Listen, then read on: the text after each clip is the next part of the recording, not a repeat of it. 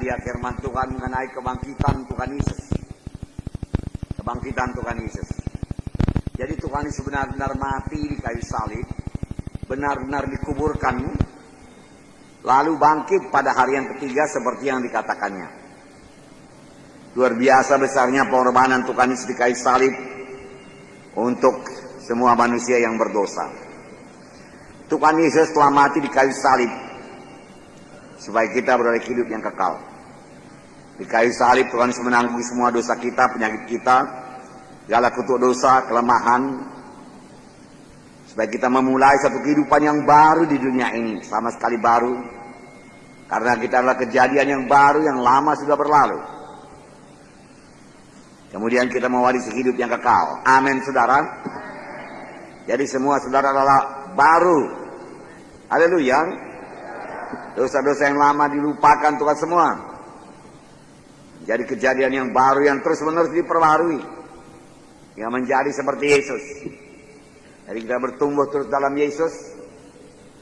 Dan berbuah bagi Yesus. Amin. Kebangkitan Tuhan Yesus adalah kebangkitan tubuh. Bukan hanya jiwa dan roh saja. Tubuhnya juga bangkit. Oleh sebab itu dia berkata kepada Thomas, Thomas, taruhlah tanganmu di bekas tusukan paku ini.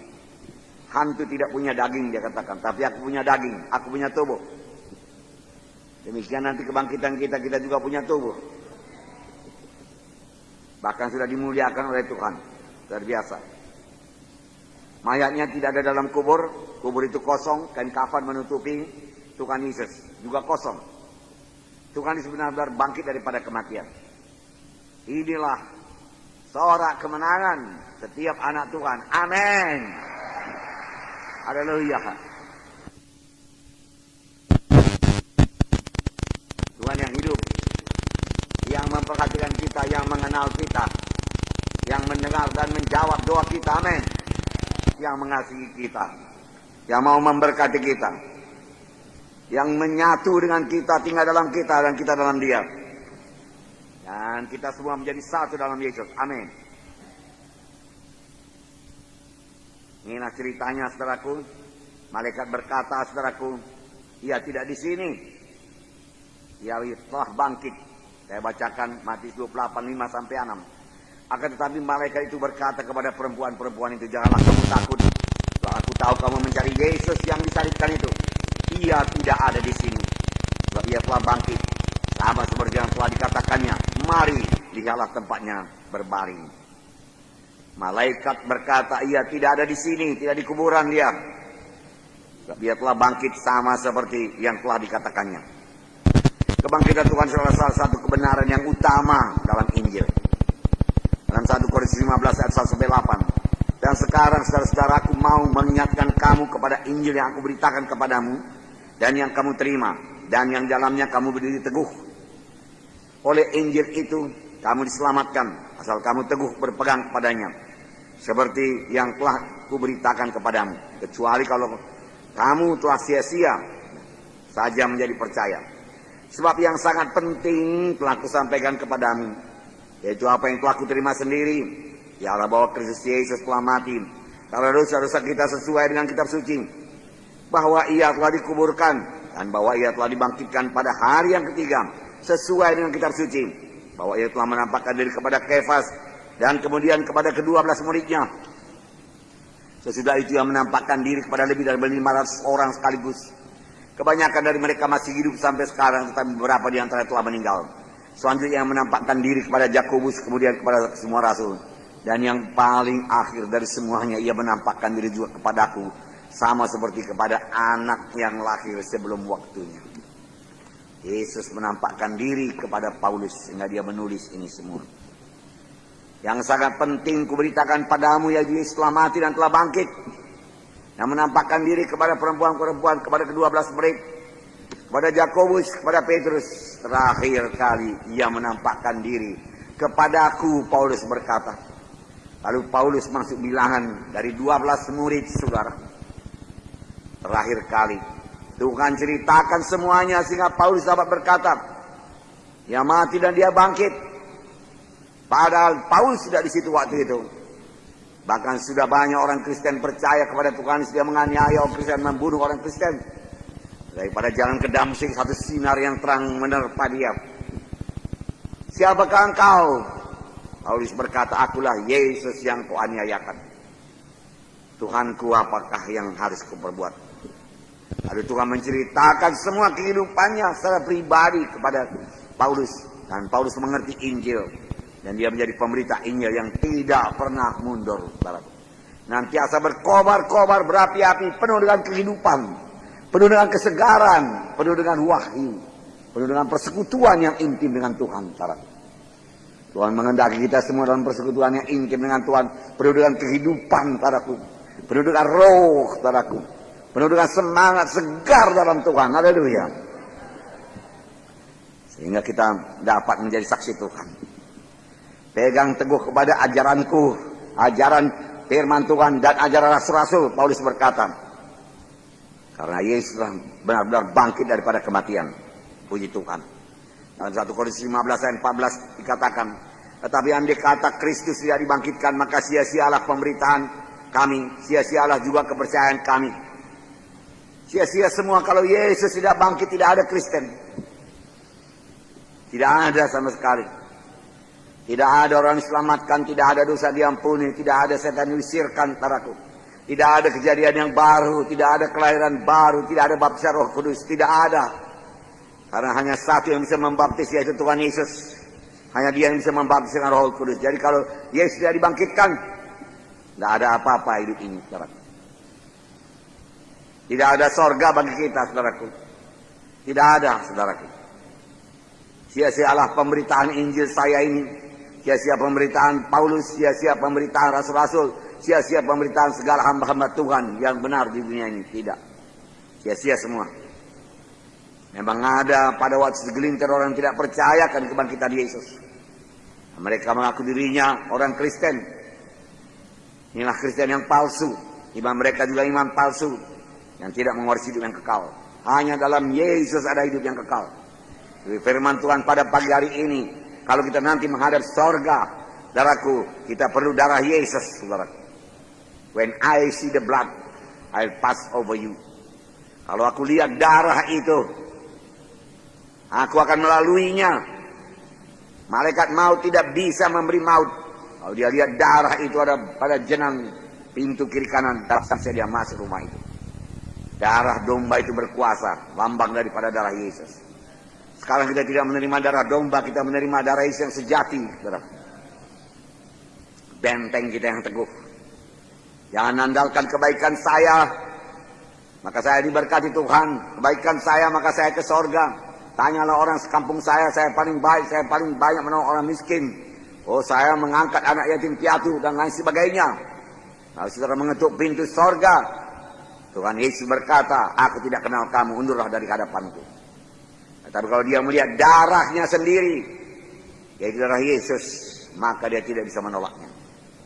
Dengan darah Yesus setelah dibenarkan. Amin. 1 Korintus 15 ayat 19 berkata, jikalau kita hanya dalam hidup ini saja menaruh pengharapan pada Kristus, maka kitalah orang-orang yang paling malang dari segala manusia. Kalau kita mengikuti hanya untuk diberkati saja di dunia ini, hidup sehat saja di dunia ini, hidup berkelimpahan di dunia ini, hidup senang di dunia ini, hidup dapat nama di dunia ini, maka kitalah orang yang paling malang dari segala manusia. Firman Tuhan mengatakannya. Paling malang. Kalau pengharapan kita mengikut Tuhan Yesus hanya untuk sembuh saja, kita paling malang. Sesudah sembuh tidak lagi ikut Tuhan. Kalau pengharapan kita mengikut Yesus supaya kita diberkati materi saja, lalu sudah dapat materi, saudaraku, kita tinggalkan Tuhan, kita adalah orang yang paling malang. Oleh sebab itu jangan pancing-pancing saudaraku Tuhan Yesus dengan memberikan korban supaya Tuhan kembalikan kepada kita berganda-ganda. Pagi hari tadi kita dengarkan firman Tuhan mengenai seorang perempuan yang mempersiapkan kematian Tuhan Yesus. Yang mempersembahkan kepada satu buli-buli minyak walab yang sangat wangi. Harum. Dia pecahkan, dia curahkan ke atas kepala Yesus, turun ke janggut dan ke jubahnya, kemudian ke kakinya. Lalu disapunya dengan rambutnya. Dia tidak ada seorang pun menyuruh dia berbuat demikian. Dia tidak mengharap pujian manusia. Dia tidak mengharap supaya diberkati Tuhan 100 kali ganda, tidak 60 kali ganda, 30 kali ganda, tidak. Itu hanya menyatakan kasihnya kepada Tuhan Yesus. Bahwasanya dia sudah diselamatkan Tuhan Yesus. Itu merupakan penyembahannya kepada Tuhan Yesus. Harus setiap kali kita menyembah Tuhan, jangan dengan tangan kosong. Apakah yang dia dapat? Dia dapat pujian? Tidak. Dia dikritik oleh murid-murid. Nah, murid-murid berkata, kenapa dibuat pemborosan itu, bukankah bisa dijual 300 dinar dan uangnya diberikan pada orang miskin? Tuhan berkata, orang miskin selalu ada padamu, tapi dia ini berbuat demikian mempersiapkan kematianku. Hanya dia yang mempersiapkan kematian Yesus, saudaraku. Dan di mana saja ini diberitakan seluruh dunia, perbuatan ini harus diberitakan. Peringatan akan dia harus diberitakan, makanya saya beritakan. Makanya tiap-tiap kali kita memberikan korban kita, persembahan kita, persepuluhan kita, bukan dengan pengharapan diberkati Tuhan, dibuka Tuhan tingkap tiga langit dan mencurahkan berkat yang berkelimpahan kepada kita, bukan. Tetapi itulah penyembahan kita, kasih kita kepada Tuhan Yesus. Menyatakan kita sudah selamat. Saudaraku, ingat dari mana kita diangkat Tuhan. Lalu kita sangat bersyukur kepada Tuhan. Inilah Tuhanku persembahkan kepadamu. Bagaimanakah besarnya persembahan perempuan ini? 300 dinar harganya. Upah kerja 1 hari penuh pada waktu itu hanya 1 dinar. Yaitu upah kerja 300 hari penuh. Kalau tidak diambil sedikit pun. Berarti setahun. Saudara, namun perempuan ini rasuk setan pada waktu itu sudah sakit-sakitan. Dia tidak bisa bekerja tiap hari. Saya percaya itulah seluruh hartanya yang ada padanya. Tidak ada hartanya yang lain. Persembahkan kepada Tuhan. Tuhan melihat bukan hanya persembahan, bukan hanya minyak narwastu. Tuhan melihat sampai ke dalam hatinya. Saudaraku, Tuhan melihat besarnya kasihnya, pengorbanannya, penyembahannya. Dilihat Tuhan semua. Tentu saja Tuhan memberkati walaupun tidak diharapkan. Pada waktu memberi itu tidak ingat itu, hanya ingat Yesus.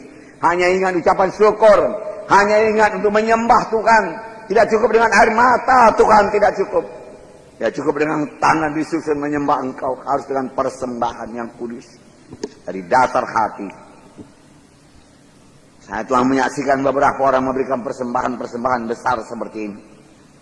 Dan hidupnya dan hidup anak-anaknya, keturunannya diberkati Tuhan.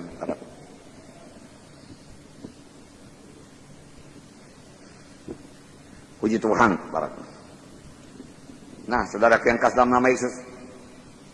Jadi kalau pengharapan kita hanya untuk dalam dunia ini saja, seperti berkat-berkat berkelimpahan, seperti harta, hidup senang, bebas daripada penyakit, dalam mengikut Tuhan, maka kita adalah orang yang paling malang.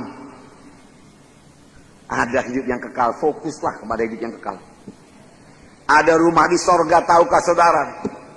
Bahwa saya punya rumah di sorga, saudaraku. Dan kalau saya meninggalkan dunia ini, saya pindah ke sana, saudara. Dan saya akan berada di sana selama-lamanya, saudaraku. Dan tidak akan membosankan di sana. Dan saya akan ketemu Bolang, saudaraku. Dan bercerita kepadanya apa yang terjadi setelah dia meninggalkan, saudaraku. Karena 30 tahun lebih saya bersama-sama dengan dia. Satu rumah, saudaraku. Tidak hilang itu semua, saudaraku. Itulah yang dituju mengikut Tuhan ini. Bukan supaya aku sukses, supaya aku berhasil, hidupku berkelimpahan. Bukan supaya aku dapat nama masyhur, terkenal, saudara. Bukan supaya aku dapat istri, dapat suami, bukan. Dapat rumah, dapat mobil.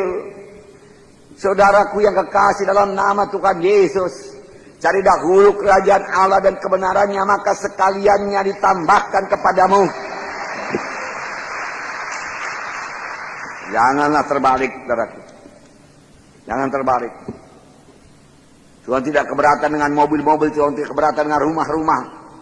Saudara, asal kita mengikut Tuhan, saudara. Luar biasa. Kebangkitan Kristus, kebangkitan Yesus membuktikan bahwasanya dia Allah adanya.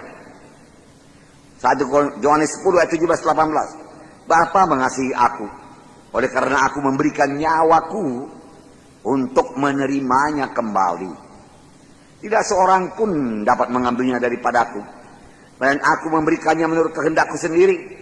Aku berkuasa memberikannya, aku berkuasa mengambilnya kembali. Inilah tugas yang kuterima dari Bapakku.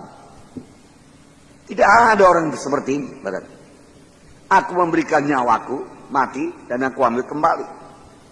Tidak ada orang berkuasa mengambilnya. Tetapi karena dia Allah, dia sanggup. Tidak seorang pun sanggup mengambilnya daripadaku. Tetapi aku menyerahkan nyawaku dan aku mengambilnya kembali. Saudaraku. Dan dia hidup, saudaraku. Kebangkitan Tuhan Yesus, saudaraku, menjamin kita menerima warisan yang kekal. Ini yang diharapkan. Saudaraku, kalau pengharapan kita hanya 1 mobil, 2 mobil, 1 rumah, 2 rumah.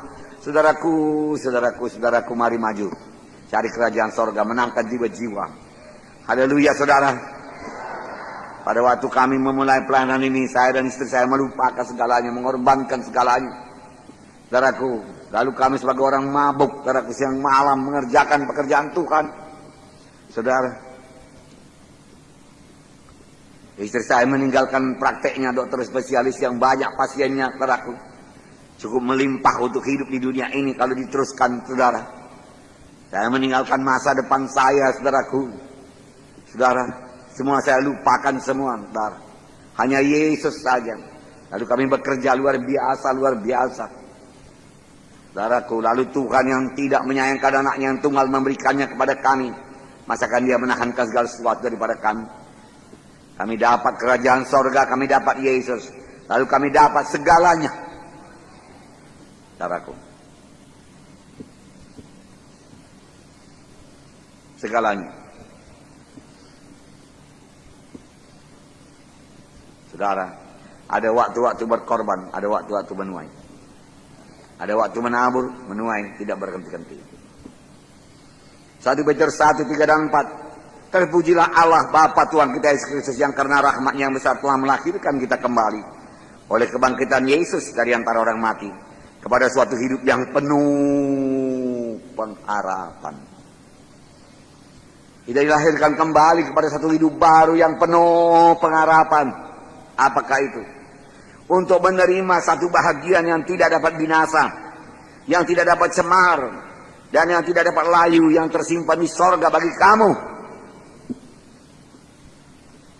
Untuk menerima satu bahagian yang tidak dapat binasa, tidak dapat cemar, dan tidak dapat layu. Darah harta dunianya akan layu, rumah-rumah akan lapuk, berlumut, saudaraku. Dan tua, saudaraku. Pakaian kita juga akan menjadi tinggalan zaman, saudaraku. Semua dalam dunia ini sementara saja. Tapi warisan di sorga kekal. Tidak dapat cemar dan tidak dapat layu. Tersimpan di sorga bagi saudara dan saya. Haleluya. Sebagai warisan, sebagai upah, saudara bekerja buat Tuhan. Saudaraku, upahnya di sorga. Itulah yang kita cari, saudaraku. Yesus mati supaya kita ke sorga, saudaraku. Bukan hanya supaya kita keberkatan di dunia ini saja, hidup baru di dunia ini saja, tidak. Supaya kita ke sorga. Bersama-sama dengan dia kelak. Saudaraku, menampakkan diri Yesus. Wow. Setelah Yesus bangkit daripada kematian, dia tinggal di bumi selama 40 hari dan menampakkan dirinya dan dengan berbicara kepada murid-muridnya dan kepada pengikut-pengikutnya. Pertama yang menampakkan diri kepada Maria Magdalena. Yohanes 20 ayat 13 berkata, kata malaikat itu kepadanya, ibu mengapa engkau menangis?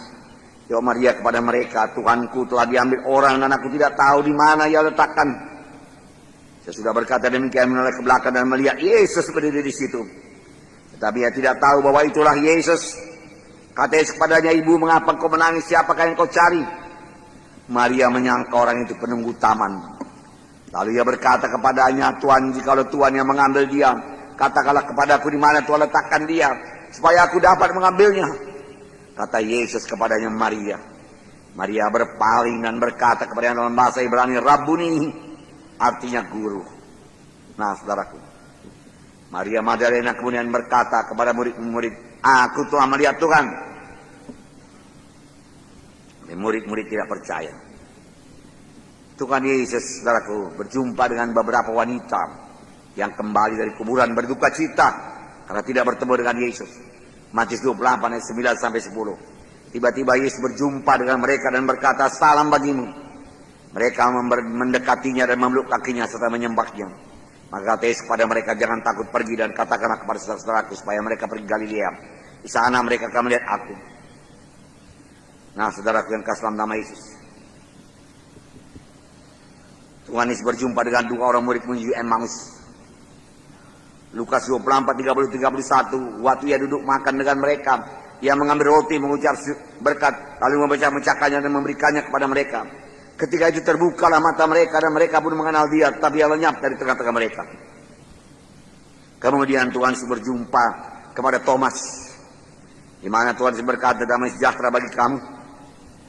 Dan Tuhan berkata, mengapa kamu terkejut? Apa sebabnya timbul keraguan-keraguan dalam hatimu? Lihatlah tanganku, lihatlah kakiku, aku sendirilah ini, rabalah aku dan dialah. Karena hantu tidak ada daging dan tulang, seperti yang kamu lihat ada padaku. Sambil berkata demikian, dia memperlihatkan tangannya dan kakinya kepada mereka. Kemudian dia berkata kepada Thomas, taruhlah jarimu di sini, dan lihatlah tanganku, ulurkanlah tanganmu, cucukkan dalam lambungku. Jangan kau tidak percaya, melainkan percayalah. Ya Tuhanku, ya Allahku. Karena engkau telah melihat aku, maka engkau percaya. Berbahagialah mereka tidak melihat, namun percaya. Karena iman tidak perlu melihat. Iman tetap percaya kepada firman Tuhan. Tidak bersandar kepada penglihatan atau panca indera atau perasaan tubuh. Kalau berdoa rasanya bertambah baik, lalu kita berkata, oh Tuhan mendengarkan doaku. Tidak. Tidak ada tanda apa-apa pun kita harus berani berkata, Tuhan sudah mendengarkan doa saya. Oleh bilus-bilus, aku sudah sembuh, aku percaya, aku sudah sembuh. Lalu saudaraku, firman Tuhan berkata, sama sebagaimana imanmu jadi padamu. Tanpa iman mustahil berkenan kepada Tuhan. Iman dia berdasar kepada panca indera perasaan kah itu, panca indera mata kah itu, panca indera telinga, mulut, kulit dan lain sebagainya. Tidak bergantung. Iman hanya bergantung kepada firman Tuhan. Apa sabda Tuhan itu? Ya dan amin. Dan yang paling akhir dari semuanya, menampakkan diri juga kepada Paulus, sama seperti kepada anak yang lahir sebelum waktunya. Nah, saudara, ketidakpercayaan murid-murid. Pada mulanya beberapa orang murid tidak percaya akan kebangkitan Yesus, walaupun beberapa perempuan mengatakan kepada mereka telah bertemu dengan Yesus. Murid-murid ini biasa berjalan, fellowship dengan Yesus, bicara, bersekutu intim dengan Tuhan Yesus selama di dunia ini. Dan Tuhan Yesus berkali-kali mengatakan, paling tidak Tuhan sebut 3 kali mengatakan, anak manusia akan diserahkan kepada tangan orang kafir, mereka akan membunuhnya, tetapi dia akan bangkit pada hari yang ketiga. Tapi nyatanya murid-murid setelah mendengar berita dari perempuan-perempuan yang pergi ke kubur, mereka tidak percaya. Hati mereka keras. Tidak percaya membuat hati dia jadi keras. Jadi keras, jadi berbatu-batu. Saudaraku, lihatlah di sini saya bacakan pada saudara Lukas 24, 9 sampai 11. Dan setelah mereka kembali dari kubur, mereka menceritakan semuanya itu kepada ke-11 murid dan kepada semua saudara yang lain. Perempuan-perempuan itu adalah Maria Magdalena dan Yohana dan Maria ibu Yakobus, dan perempuan-perempuan lain juga yang bersama-sama dengan mereka memberitahukan kepada rasul-rasul. Tetapi bagi mereka perkataan-perkataan itu seakan-akan omong kosong. Dan mereka tidak percaya kepada perempuan-perempuan itu. Tangkap firman Tuhan kalau diberitakan dari depan. Jangan meluncur saja dia dengan pikiran saudara yang melayang-layang tak sampai kemana-mana, saudaraku. Saudaraku, dengan berbuat demikian saudara tidak dapat apa-apa, dan iman saudara tidak bertambah-tambah. Dan hati saudara kemudian akan menjadi keras. Tidak bisa lagi dijamah oleh Roh Kudus dan payah untuk bersekutu. Payah untuk berkobar-kobar buat Tuhan, bersemangat buat Tuhan, menyala-nyala buat Tuhan, payah. Murid-murid telah menjadi demikian, saudaraku. Saudaraku yang kasih dalam nama Yesus, syukurlah akhirnya Tuhan Yesus menampakkan diri kepada 11 orang murid tersebut. Tetapi Tuhan mencela ketidakpercayaan dan kedegilan hati mereka. Dan kekerasan hati mereka. Karena mereka tidak percaya bahwa Tuhan bangkit daripada kematian. Tuhan Yesus mencela mereka. Saudaraku, Tuhan Yesus mencela mereka. Murid-murid sejati dicela Tuhan Yesus. Karena kedegilan hati mereka dan kekerasan hati mereka. Rupanya selama Yesus dalam kuburan dan menghadapi begitu dahsyatnya saudaraku segala kejadian-kejadian peristiwa di salib sampai sekubur saudaraku, setan saudaraku menerobos hati mereka dan menaruhkan bibit-bibit ketidakpercayaan, bibit-bibit manusia lama, bibit-bibit manusiawi dalam pikiran mereka. Ingat, peperangan rohani berlangsung dalam pikiran kita. Itu sebabnya pada pagi hari tadi kita dengarkan bahwasanya Tuhan Yesus beri mahkota duri supaya kita membaharui pikiran kita, mengisinya dengan firman Tuhan, dengan pikiran yang besar. Saudaraku, jangan pikiran yang sempit, yang positif, berkemenangan dan percaya, bukan pikiran negatif dan kalah, bukan pikiran ketakutan, khawatir. Bagaimana kalau tabrak mobil? Bagaimana kalau banyak tantangan? Bagaimana kalau aku tidak berhasil? Tidak ada, aku berangkat, aku berhasil. Karena aku beserta dengan Tuhan. Aku berangkat, aku membangun sidang. Karena Tuhan besertaku. Dan Tuhan memang berkata, aku menyertai kamu sampai kepada akhir zaman. Percayailah firman Tuhan. Firman Tuhan itu bagi saudara. Dan akan digenapkan Tuhan supaya saudara mempercayainya, saudaraku. Dengar suara Tuhan dan segera patuhi, jangan berlambat-lambat. Tuhan Yesus berkata, domba-domba aku mendengarkan suaraku. Aku mengenal mereka dan mereka mengikut aku. Mereka mengenal aku. Murid-murid tidak mengenal Yesus lagi, saudaraku. Yesus bicara kepadanya sepanjang jalan ke Emmaus sampai ke kota Emmaus. Mereka tidak kenal bahwa saya itu Yesus.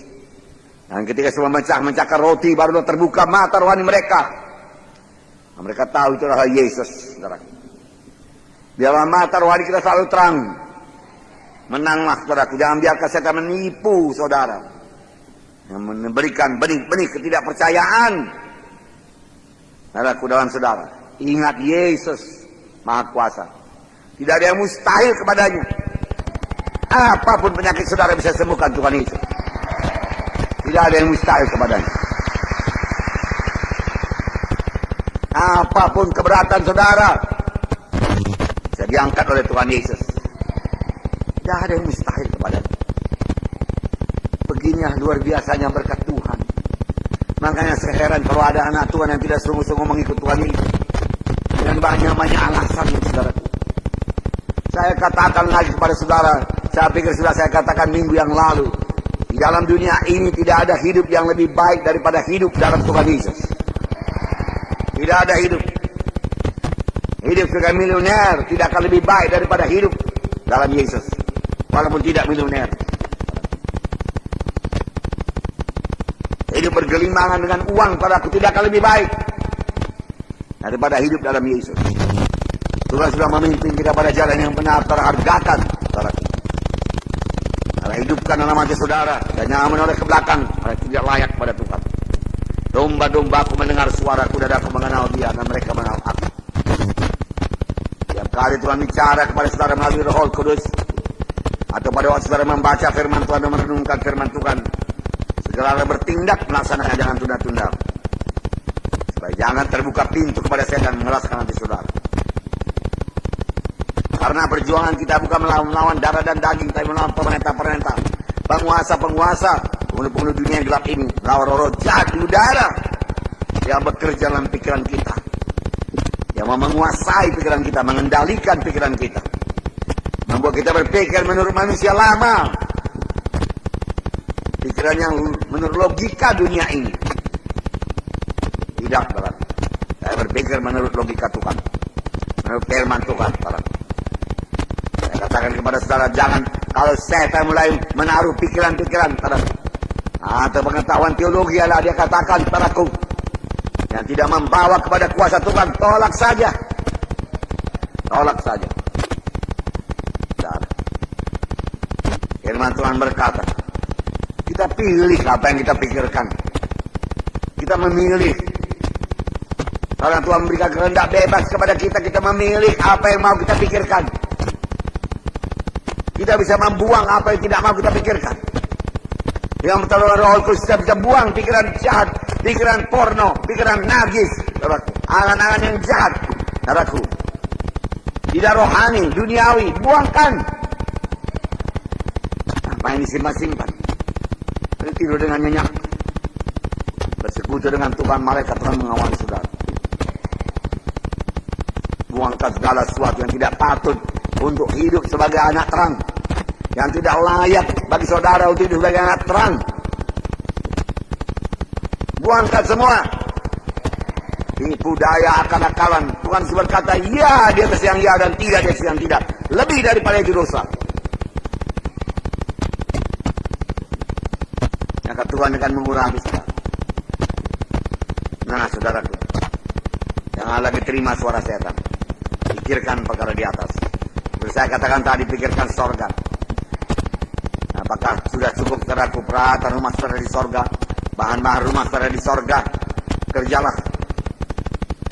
Kerjalah, kerjalah, kerjalah. Layani Tuhan, layani Tuhan. Pesan terakhir Tuhan Yesus sebelumnya naik ke sorga. Markus 16 ayat 15. Lalu ia berkata kepada mereka, pergilah seluruh dunia, beritakanlah Injil itu kepada segala makhluk.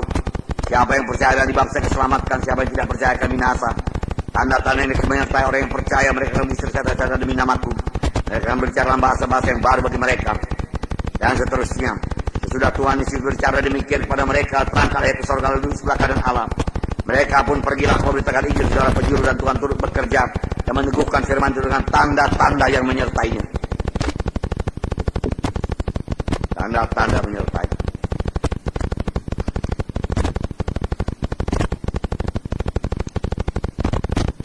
Rangkap saudaraku. Wow. Saudaraku yang kekasih dalam nama Yesus, saya katakan kepada saudara, penginjilan saya yang pertama, saudaraku, pada waktu saya berumur kira-kira 25 tahun, 24-25.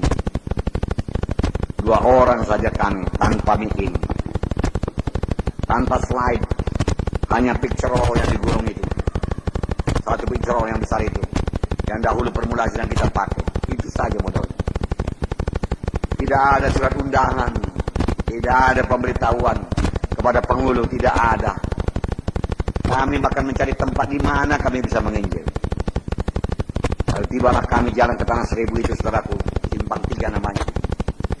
Saya lihat banyak rumah di situ berhenti.